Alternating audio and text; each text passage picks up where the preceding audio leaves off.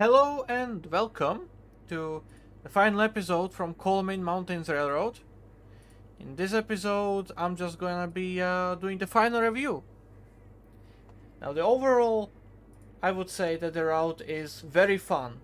The scenarios are engaging, some of them are easy, some of them are challenging. The route allows you to do pretty much anything when it comes to shunting, passenger, and freight operations. There is everything there. Sessions are mostly focusing on intercity travel, but I can see a lot of potential for your own creations when it comes to session making, especially shunting around in different stations. Um, I would say that the route is of very good quality, despite the fact that it is made for Trainz the New Era rather than Trainz 22 or Trainz 19. So you can definitely see it's dated a little bit with the different bush splines and grass splines. But I don't think that lowers the quality of the route that much, honestly. It's still a lot of fun to drive around. The sessions are fun and engaging, as I said, so yeah. It's a really wonderful piece of route. Not to mention, it's fully seasonal. Something that even now, like what 12 years after introduction of seasonality, is not a normal common thing, which is sad. So yeah, kudos for this route being actually properly seasonal. Now there are really only three things that I feel are wrong with this route. You can definitely see um, that it's one of like the earlier projects for the creator, which makes me question why they would go payware on it. But given the amount of fun that I've had with the route, I would say that the $25 price tag is actually justified. The size of the route is really nice as well. The variety is okayish.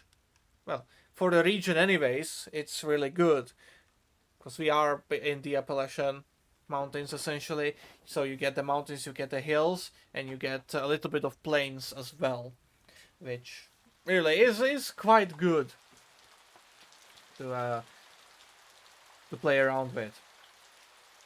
Now, I think the rain might be a little bit too loud. Let me adjust that.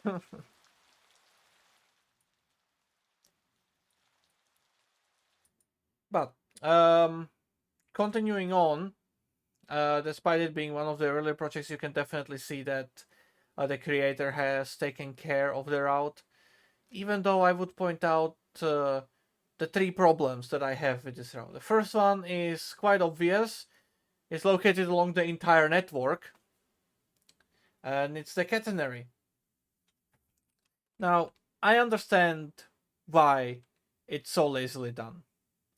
Catenary work is quite time consuming and can be quite annoying, especially if you're amateur at it and you don't have prior experience.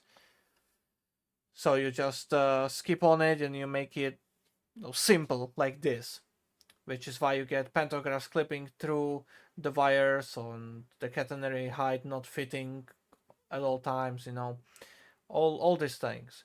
But at the same time, I understand why the creator has done this, given the fact that there is not that many American electric engines, and they're all varying catenary heights as well.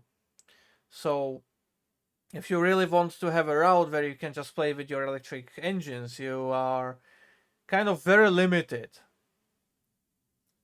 So I understand why it is done like this, and it's to make the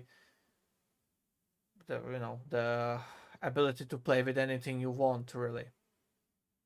But still, I would say that it's a minus point on my side. I wouldn't really mind the clipping, but the fact that the wires are bending and the lack of proper catenary work is what gets it for me. which is why I would lower the score for that. Another thing that I have a problem with also is located on the entire network is the fact that the creator has used the Russian broad gauge tracks for the route. Despite the fact that all the trains are American, despite the fact that the route is set in America, the tracks are wider Russian gauge, which is quite unfortunate, especially because I know that standard gauge seasonal tracks have been available at the time this route was produced. But yeah, that also lowers the score in my opinion. Another thing that lowers the score in my opinion is the sharpness of the turns. Some of them are way too sharp for the engines that they are supposed to handle. Not to mention the speed limits in some places, I would also say, are relatively too high for the turns that the trains are supposed to run through. So yeah, these three qualities really bring down the score in my opinion. Catenary, the gauge, and the sharpness of the turns and junctions for the engines used. Um, but yeah, other like very redeeming qualities are pretty much everything I've talked about early on. The sessions are nice. The seasonality is absolutely amazing. So you know, I would say that this route is a very 8 out of 10, both in Trainz the New Era and Trainz 22, despite the fact that you can see how old it is in both games at this point. But yeah, 8 out of 10, very nice work. It could be better, even at least slightly, to at least remedy one problem, which is the track gauge, even if you don't do the turns. Maybe lower the speed limit on some of the turns. And as for the catenary, trying to rework it now would be a lot of work. So, but yeah, either way, that it still brings down the quality in my opinion. So, 8 out of 10, still a really good, very high score. So yeah, lots of fun despite the shortcomings. I hope you've enjoyed my playthrough of the sessions that the DLC has included. I hope that I've managed to show you the route despite my failures at speeding and passing red lights in the sessions. But yeah, the sessions are nice. Some of them are easy, some are challenging. They're all fun regardless. There's potential for more sessions. And yeah, 8 out of 10. Thank you everyone for watching. I hope you've enjoyed. Have a wonderful day, morning, evening, night, afternoon, whatever, whenever, wherever you are. And yeah, I'll hope to see you guys next time. Bye bye.